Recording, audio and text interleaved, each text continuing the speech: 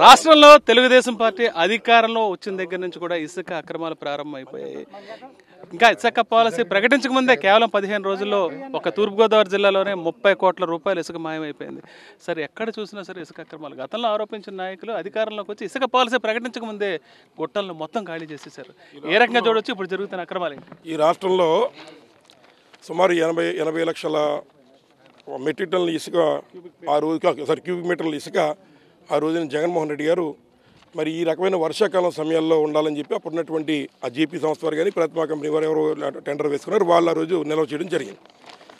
ఆ రోజున అందులో 80 లక్షల క్యూబిక్ మీటర్లు ఉంటే దాన్ని ఈరోజు 40 లక్షలు ఆల్రెడీ ఈ తెలుగుదేశం పార్టీ నాయకులు అన్ని చోట్ల కూడా కేవలం ఒక కొత్తపేట నియోజకవర్గం కాదు రాష్ట్ర వ్యాప్తంగా దాన్ని మొత్తం అమ్మేసే కార్యక్రమం చేశారు. ఒకటి. రెండోది, ఏదైతే చంద్రబాబు నాయుడు గారు ఉచిత ఇసుక అని చెప్పి ఇసుక ఉచితం అనే మాట చెప్పారు.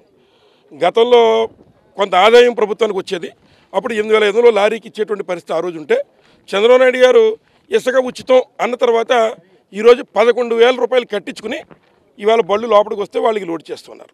ఇవాళ ఇక్కడ మీరు ఉన్నటువంటి వెహికల్ చూస్తే ప్రతి ఒక్కటి కూడా బయట నుంచి అంటే విశాఖపట్నం లేదా విజయవాడ బ్లాకులు అమ్మేసుకునేటువంటి వెహికల్సే తప్ప ఎక్కడ ఒక్క ట్రాక్టర్ కూడా ఇందులో యాక్సెప్ట్ చేయట్లేదు. అలాగే ఎవరైనా వచ్చి పొరపాటున నియోజకవర్గం వాళ్ళు ఎవరైనా లోడ్ చేయించుకుంటే ఇతను ఈ పార్టీ సానుభూతి పట్టు కాదు కాబట్టి అన్లోడ్ చేయండి అని చెప్పి నిజంగా కొంతమంది దళితులు చిన్న చిన్న వాళ్ళు ట్రాక్టర్ ఓనర్లు లేదా లారీ ఓనర్లు ఎవరన్నా ఉంటే వాళ్ళని కూడా మళ్ళీ అన్లోడ్ చేయించి పంపించేసే కార్యక్రమం చేస్తున్నారు. మేము అడుగుతున్నాం, ఇవాళ ఏదైతే నిన్న మా యొక్క నియోజకవర్గం పేరు మరి ఉన్నటువంటి పశ్చిమ గోదావరి జిల్లాలో అక్కడ మరి నేనంటే మళ్ళీ ప్రతిపక్షం అంటారు మీరు కాబట్టి అక్కడ ఆంధ్రజ్యోతి పేపర్, ఇది ఆంధ్రజ్యోతి పేపర్లో ఇసుక మంట అని రాసి మరి భీమవరంలో 23,000 లేకపోతే ఏలూరులో 26,000 రావులపల్లి నుంచి తెచ్చి ఇక్కడ అమ్ముతున్నారు. మరి ఇది అక్కడ ఉన్నటువంటి మరి వాళ్ళు 11,000 రూపాయలు కట్టించుకుంటే అందులో కొంత మరి అక్కడ ఉన్నటువంటి ప్రజాప్రతినిధికి మరి బీ ట్యాక్స్ అనేటువంటిది కట్టించుకున్నారని చెప్పి ఆంధ్రజ్యోతిలో రాశారు. మరి మేము మాట్లాడితే మీరు అలాగా ప్రతిపక్షం అంటారు. మరి ఆంధ్రజ్యోతి దాంట్లో రాసిన దానికైనా మీరు వివరణ ఇస్తారా అని నారా చంద్రబాబు నాయుడు గారిని లోకేష్ గారిని అడుగుతున్నా. రెండోది, గతంలో చంద్రబాబు నాయుడు గారు మరి పెళ్ళి ఏంటో తెలియదు కానీ అప్పుడు శాండ్ ఇది పెడితే ఇంకో ఇక్కడ ఎలా వచ్చి ఇప్పుడు ఏదైతే ఉన్నాయో ఎట్లాంటి నిల్వ చేస్తే వాటిని కూడా వక్ర భాష్యం చెబుతూ ఇవన్నీ దోచేశారు లేకపోతే దాచేశారు లేకపోతే ఎలా చేస్తున్నారు అని చెప్పి ఆ రోజు సెల్ఫీ ఫోటోలు మరి నారా చంద్రబాబు నాయుడు గారు తీసుకున్నారు. జగన్మోహన్ రెడ్డి గారు మరి ఏదైతే వరదల సమయంలో ఇబ్బంది ఉండకూడదని చెప్పినటువంటి దాన్ని కూడా ఆ రోజు తప్పుగా మరి ప్రచురించే కార్యక్రమం చంద్రబాబు నాయుడు గారు చేశారు. ఇవాళ నారా చంద్రబాబు నాయుడు గారిని మళ్ళీ ఫోటో షూటింగ్కి ఈ ఇసుక రైతుల్లోకి రావాలి అని చెప్పి నేను ఆయన ఆహ్వానిస్తూ ఉన్నాను.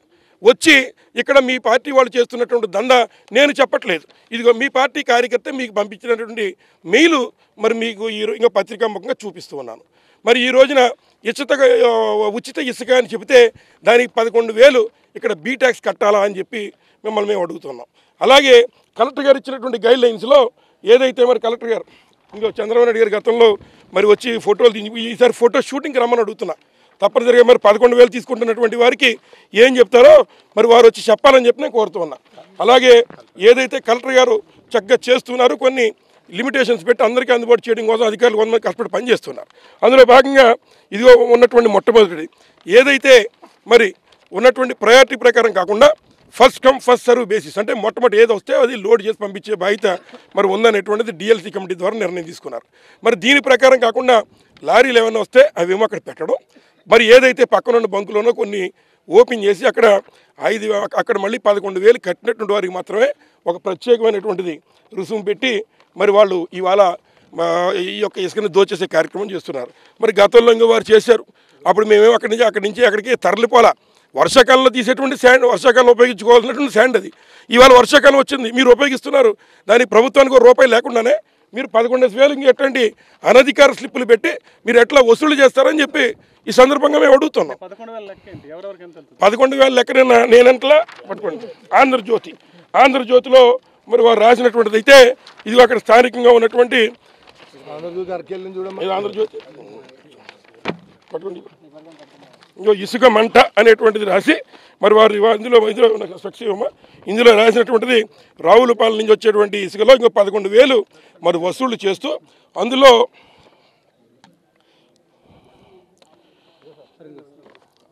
సామాన్య ప్రజలకు అందాల్సినటువంటి ఇసుక అందరి ద్రాక్షగానే ఉంటుందని మీరు రాస్తూ మరి ఏదైతే ట్రాన్స్పోర్ట్ ఛార్జీల నిమిత్తం 4,900 రూపాయలు వసూలు చేస్తుంటే 6,100 రూపాయలు మరి అదనంగా ఇక ఉన్నటువంటి స్టాండ్ మీద మరి వసూలు చేస్తున్నారు.